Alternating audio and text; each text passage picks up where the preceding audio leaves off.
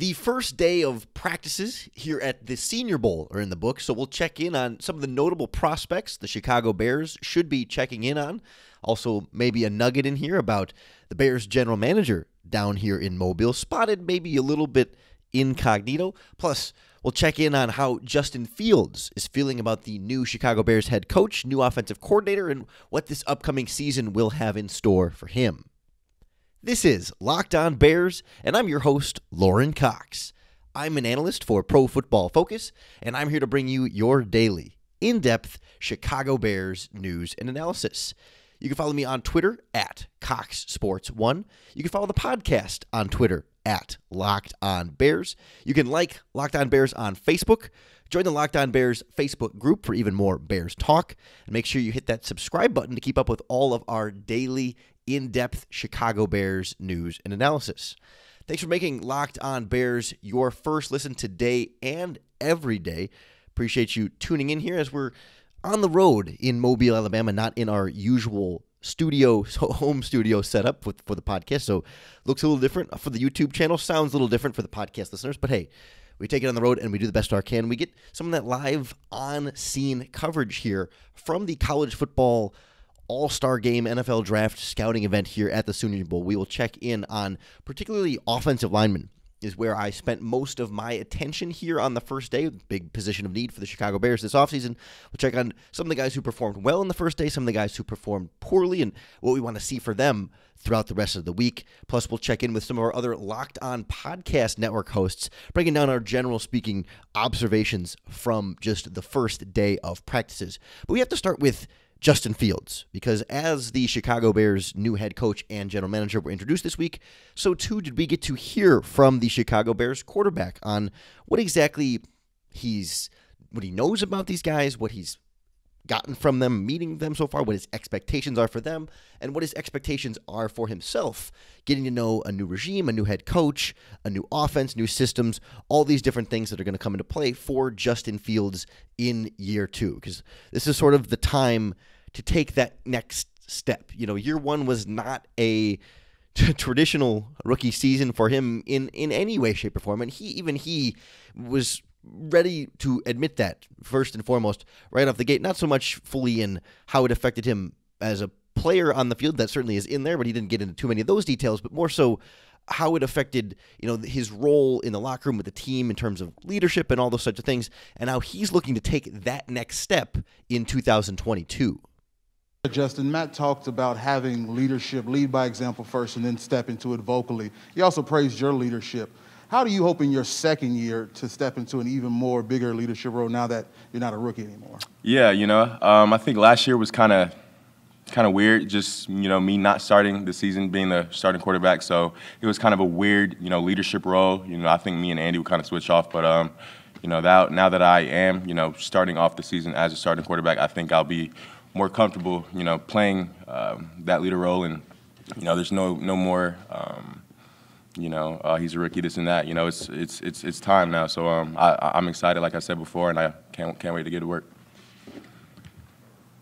Go ahead, Dan. Justin, between now and April, when you guys are able to get back together and get out on the field, what kind of homework do you anticipate doing to learn more about Coach Getsy's system and the types of things that he'll ask out of you within that system? You said what kind of homework am I going to be doing? Yeah, in the next couple of months, just getting more familiarity with what he does. And how just learning a new playbook. A playbook that I'm excited to learn, and of course it's new. Don't really know the terminology and stuff that goes within it, but I'm excited to get to meet him and get to learn and get this thing going. Have you gotten a scouting report on him as a coach yet from anyone? No, I haven't. So I'm excited to. So we'll see. Justin, as you're meeting with and getting to know Matt and Luke, what do you want them to know about you? What's kind of the message that you're trying to get across to them as you start that working relationship with them? Just the kind of person I am. I talked to, of course, Coach Nagy, Flip, and Laser, and the advice that they just gave me was to just be myself. So that's what I'm going to do. Show them who I am. Show them how hard I work and what I bring to the table. So I think it's really simple. I mean, I don't have to do anything too much. Just be who I am and be myself. So yeah. Of course, Fields says the last advice that Matt Nagy and Bill Lazor gave him was to be you. Like, of course, like on the way out, he kind of clarified later that, like, yes, after the Bears made the coaching change and brought in the new head coach, that's when he sort of had that final conversation with his former head coach, offensive coordinator, and quarterback coach. And of course, the advice is be you, which was apparently the advice the whole time that never really ended up getting Fields and the offense all that far. But, good for him to be able to sort of admit that, yeah, things were weird, things were different, things were a little bit strange, trying to navigate the back and forth with leadership with Andy Dalton. And again, I think highlights the flaws in this plan the Bears had for their quarterbacks that didn't really seem to have a lot of contingencies built in, or didn't really account for a lot of different things on how it might affect the quarterbacks, affect the locker room, affect the roster, and all those different things. And so I think it will be very good for Fields, regardless of the new coach and all that stuff, to just be able to settle more into that role. Not only settle on the field offensively into getting to know his guys and being able to run the schemes and all that stuff, but like just being the guy and not having the injuries come back and forth, fingers crossed, I guess, but then also not starting as the backup and then having to sort of switch back and forth throughout this season. I was a little surprised he didn't have more knowledge or more to say or more information at all about Luke Getsy as an offensive coordinator, but certainly nothing to be concerned about, nothing to hold against Fields by any means. But, I think it'll be a really healthy sort of involvement there in that offensive process of those guys growing together. Getsy improving as an offensive coordinator, first time sort of NFL offensive coordinator, moving from the position coach role and getting to know his quarterback, and how those two can maybe try and grow and learn from each other and learn together as things go on. And then, being able to sort of then do the same thing on the field in the locker room and that full spectrum. But interesting that, it's relatively new and foreign to Fields. He also did say that he wasn't really particularly consulted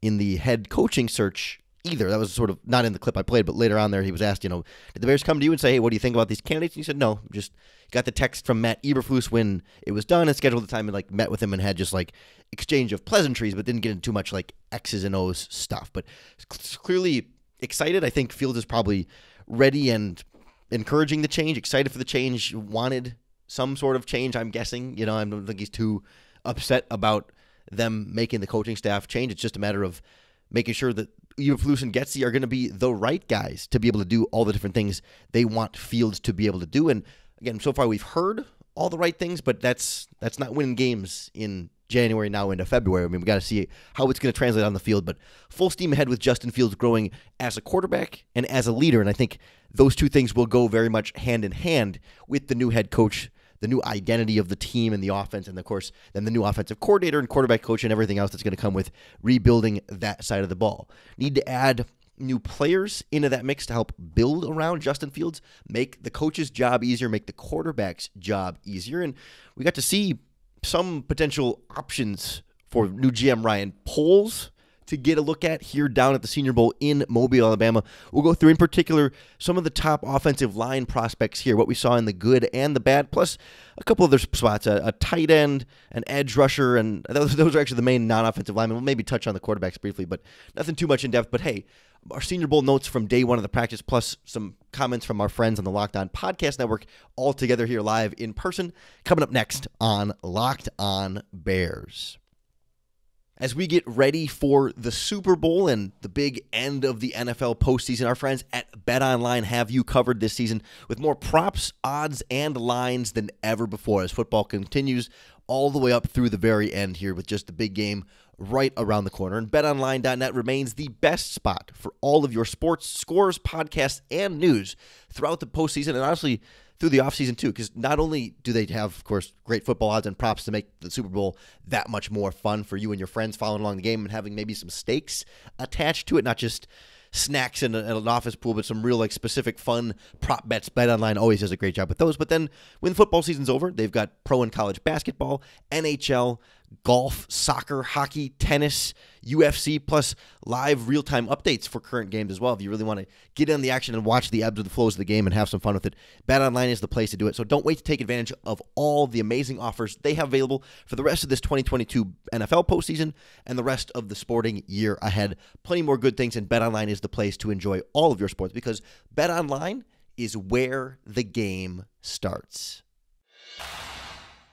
The first day of Senior Bowl practices for me started with the offensive line. For me, that's the position that I'm most focused on, at least right away here, as like obvious place the Bears want to upgrade and need to upgrade. Particularly, you think a little more in the interior after drafting 2 tackles last season. But hey, new regime, anything can go here with that group up front. I think as the week goes on, I want to look a little bit more at the defensive backs and some of the other spots where I think the Bears may want to add prospects there, but offensive line was a good place to start for me. And I will admit, so the Senior Bowl practices are split into like 2 distinct parts, right? There's the 2 teams. There's the American team and the national team. And confusingly, the Jets are coaching the national team despite being in the American Football Conference, and the Lions are coaching the American team despite being in the National Football Conference. So that one was tough for me to go back and forth on. But regardless, had a little trouble with getting everything situated at practice today, and I ended up having to go and get some stuff taken care of in terms of the credential process. Not important, but the note to take away from that is that I wasn't able to catch all of the national practice with the first of the 2 teams, that one coached by the Jets, and so I don't have as much sample size, even though it's already a small sample size for all of them. I didn't get to see the full range of that practice, so I don't have as many notes on that team as I do the American team coached by the Lions. But 2 players stood out right away for me in the positive and the negative from the national side. Again, a little bit more of a limited exposure here, but someone who really caught my eye was the center from Boston College, Zion Johnson. Right away, when in one-on-ones and in teams, like he had a couple of really impressive scoop blocks, like trying to get out in space and zone. And I know the Bears might do a little bit more. Some more gap stuff with the new offensive coordinator, but I really thought he was continually impressive for me at the center position in a spot where so often in these types of one-on-one drills, centers in particular have to snap and then get out of their stance and block, and they're always at a pretty significant disadvantage. And I felt like Zion Johnson did a really good job of standing out in that way. Like he's not 100% in his reps or anything like that, but I just thought for sure someone that's like stand out when you're just like scouting these offensive linemen, right? I didn't come in with I didn't do any like advanced scouting on these guys to have like a preconceived notion of like, okay, who's good and who's not. Like I've watched plenty of college football this season and have a general idea, but like I haven't done in-depth scouting on any of these guys. And like without even, I didn't know who Zion Johnson was before. I was like, but who's that center? I think his number was 77. I was like, yeah, who's that 77 with the gold helmet? Boston College, Zion Johnson right away. He was the first name I wrote down as soon as I started watching practice there. He did have a high snap one point that went like way over the head, and like those type of things are going to happen, at these type of things in practice. We're not going to get too caught up in any of the little individual minutia, but overall, from what I did see from the national practice, he was at the top of my list. A little bit disappointed in one of the bigger name offensive linemen here, Bernard Ryman from Central Michigan, the offensive tackle. I'm not super clear on exactly how to pronounce his names. Pronunciation for these guys, when you just first get to know who they are, it's a little tough for me, but like he's been kind of, built up to be potentially maybe a first round or at least a top 50, top 75 offensive lineman, and I thought he's a little underwhelming, a little bit more inconsistent than I would have thought I would see from him. And again, it's not a total evaluation of what he's going to be then as a prospect as a result, but just looking for him to maybe settle down a little bit and shore some things up going against some really significant talent on the other side here, as opposed to maybe what he was seeing more consistently at Central Michigan. It's just another sort of part of the evaluation, but not the complete evaluation of a guy like Ryman, who's would very well be potentially in that Bears second round pick range, depending on how this draft process goes. But again, I haven't done a lot of like in-depth scouting on him to give him my own personal range. That's just sort of like what you sort of hear people talking about. So those were kind of the two of the national practice. But the American practice, I got a little bit more deep into it. And I thought both guards from Georgia, Jamari Salyer and Justin Schaefer, were both really impressive for me. And honestly, I kept getting them mixed up when you see two Georgia helmets at guard. And I was going to double check my roster here when you're sort of trying to keep the two of them intact, and they're both very close in numbers. There's a 54 and the other one is a 68, and sometimes when they're moving all back and forth. But for me, I believe it was Justin Schaffer from Georgia, that was the more impressive for me. I mean, just really quick hands. I mean, it's maybe a little bit slow-footed, but strong anchor, and was able to like mirror well enough with the feet, right? Slow out of his stance, to get back there, but then once he's back, he's able to stay in front of guys pretty well. And again, strong hands, very strong base, fast hands, and just very firm and stout in pass protection, and can also, of course, get guys going off the line of scrimmage in the run blocking. And then I thought 68, the other Georgia guard, Salyer, even a little bit more bigger and menacing in terms of like how he carries his muscle and his weight, and just really good balance for a guy his size. I was really impressed by both of those guards. The big standout, I think, for a lot of people that was really easy to see, much like for me, the Boston College center on the other side, for the American practice, it was the edge rusher from Florida State, Jermaine Johnson, just quick out of his stance, but really explosive when he puts a pass rush move. He had a great inside move on, I think, one of the Kentucky tackles, I think it was Luke Fortner, where he just blew by him, set him up on the outside and smoked him to the inside. Didn't just run by him. I mean, it was like a nice little rip, but it happened so fast. It was like hard to see. He just jumped and was in the backfield. I mean, it was like a half second to set up his move, but then once he went in the move, it was gone. I mean, the tackle had no chance. It kind of like spun him around a little bit. It was just really, really impressive. I think Florida State edge rusher Jermaine Johnson was one of the top standouts, I think, of anybody that I saw across either side of the ball. Also really liked the Coastal Carolina tight end Isaiah Likely, a guy I'd never heard of coming into this game. I mean, maybe I should have, but just really looked the part of a bigger receiving tight end, right? That's sort of like hybrid balance, right? Not hybrid in terms of looking like a wide receiver playing tight end, but being a bigger, physical, stronger tight end, but also moving really well for a guy of that size. Strong hands, goes up, attacks the football, holds onto it through contact, is just bigger and stronger than everybody too, and seemed to be able to separate pretty well against linebackers, which is who he's going up against in one-on-one drills. Does that mean he's going to separate well against cornerbacks and safeties in the NFL? We're not getting that far, but really like what I saw from Likely there as I don't know if it's call him a sleeper, but just a tight end to keep an eye on there if the Bears want to add some potential depth there with Cole Kmet, maybe add a little bit more. I just feel like he's still got some of that same sort of size and strength, but a little bit more juice for a tight end is exactly the type of thing I'd be looking for in those prospects. Where I saw some struggles, particularly from offensive linemen, first of all, LSU guard Ed Ingram, really, really rough day for him.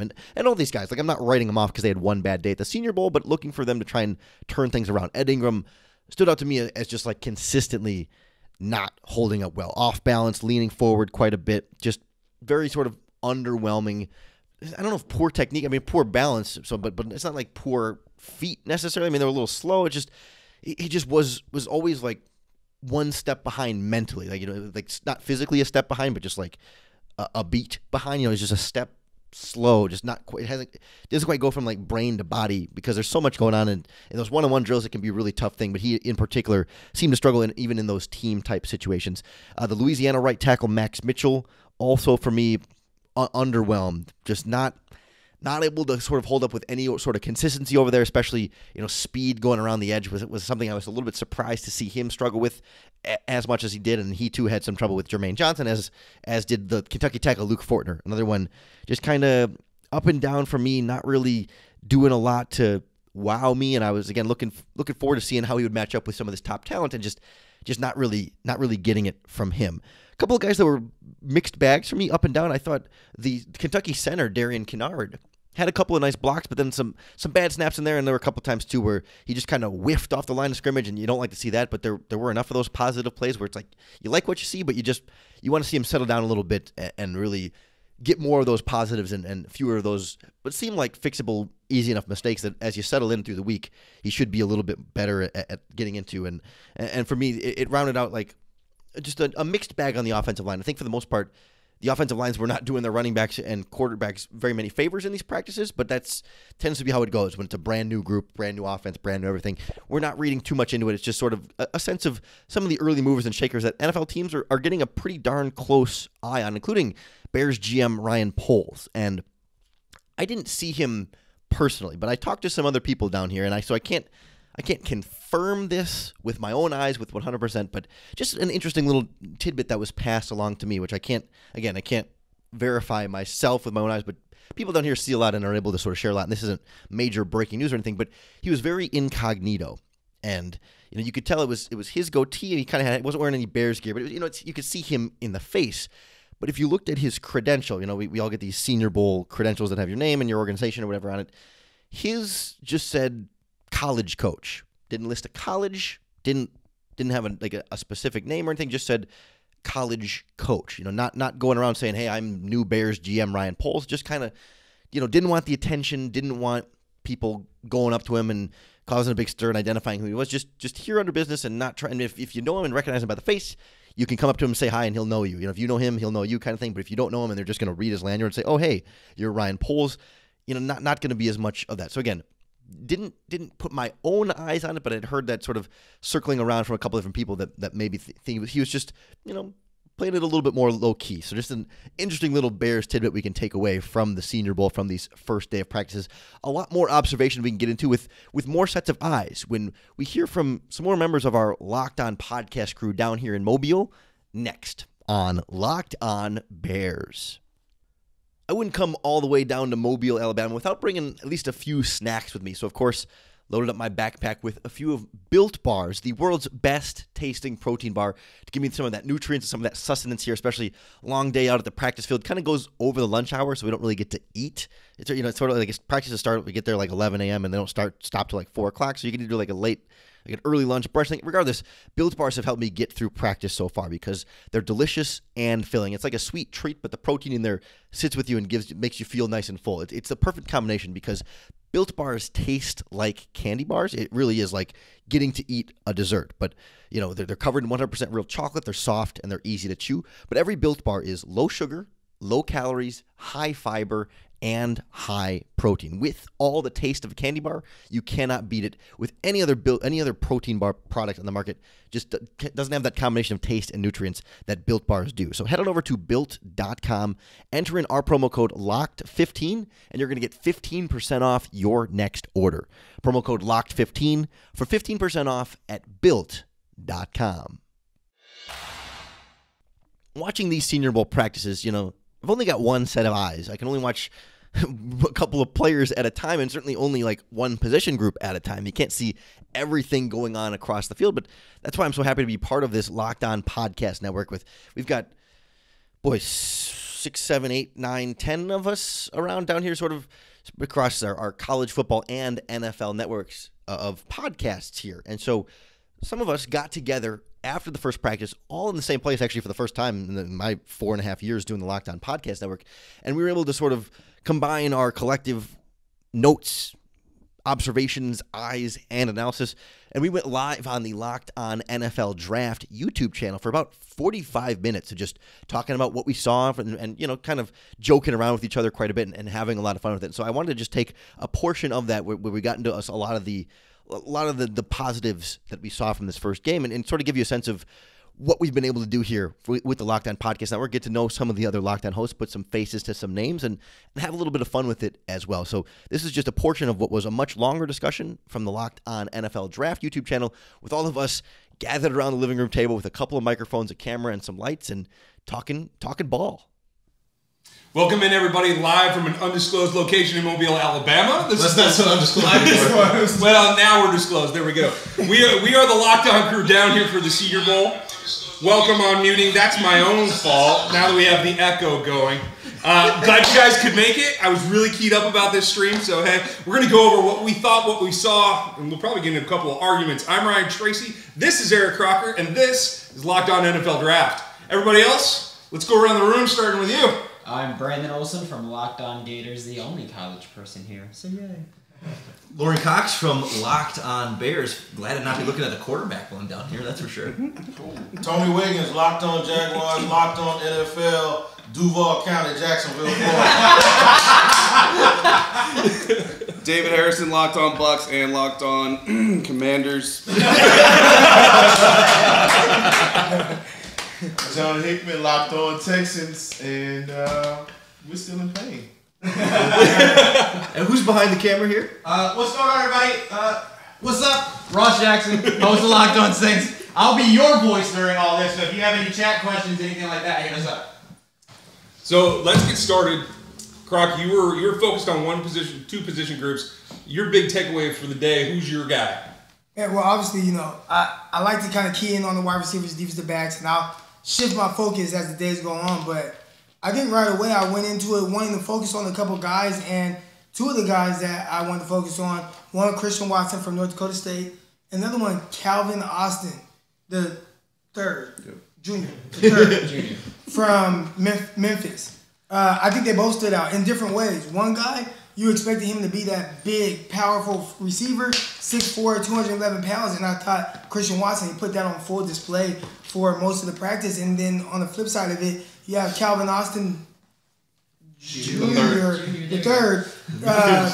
Looking like the smaller, shiftier, quicker receiver. And I thought, when he was able to put that on full display, which typically was in one-on-ones, team didn't go as well for him. Quarterbacks had trouble kind of getting the ball to receivers. We'll get into that later. But I thought he was everything and more that I expected from a receiver that has his caliber. So those were two guys immediately that I was anxious to watch, and I thought they definitely they held it down. They did their thing. I'll take it. Anybody got somebody that didn't do their thing? Any takeaways that you want to see something better from tomorrow? I would like to see Sanders, number 52 from Cincinnati. I think he has a lot of athleticism that can help him at the DN position. I'm not sure if he's a 4-3 defensive lineman. I think he maybe can fit more than 3-4, but just consistently getting past those tackles. Sometimes you make those plays, but those bigger tackles can kind of swallow him up a little bit, overpower him, and then he's that difficult coming off the line. But on the flip side of things, one guy that I really did like, and I loved him coming into the Senior Bowl down here in Alabama, was Zion Johnson. Talking to Ryan about it, played guard at Boston College, but I'm seeing him take snaps at center, and he's dominant, and he's quickly getting to the second level and getting guys off the block. So we struggled with that in Houston. We've had a terrible offensive line for the last couple of years, specifically with the interior offensive line, guard and center.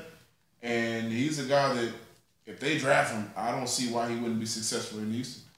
I like those picks. I do want to say, I saw a couple snaps from Sanders too, and I thought that for my expectation for a guy that looks like more like a 3-4 outside linebacker, I thought he racked out and used his extension well. He did. Better than I expected, especially against Faalele, who has 35 and 3/8 arms. So I thought that was a good matchup. I do want to see more from him tomorrow, but what'd you see, Lorin? Give us something. I'll give you the obvious one was the edge rusher from Florida State. And I was late to the national practice trying to get into town here, so I mostly only saw the American side. But Jermaine Johnson, the Florida edge rusher from Florida State, I mean, he pancaked a few different guys, super quick off the line of scrimmage. He put out a nasty inside move at one point that really stood out for me. And of course, I think we're seeing a lot of people that are there. He was kind of the obvious one. But the other one was the tight end from Coastal Carolina, Isaiah Likely. I didn't know much about him at all coming into today, but he looked big, fast, quick, strong hands, caught some contested catches, and really, I thought, great separation. And of course, nothing crazy downfield, but just like a consistent over the middle tight end. I'm looking to see more from him over the next couple of days. See if he can be one of those kind of under the radar winners here. Well, for me, James Johnson, Jermaine Johnson. I'll echo that because I wanted to pay attention to Florida State Seminoles.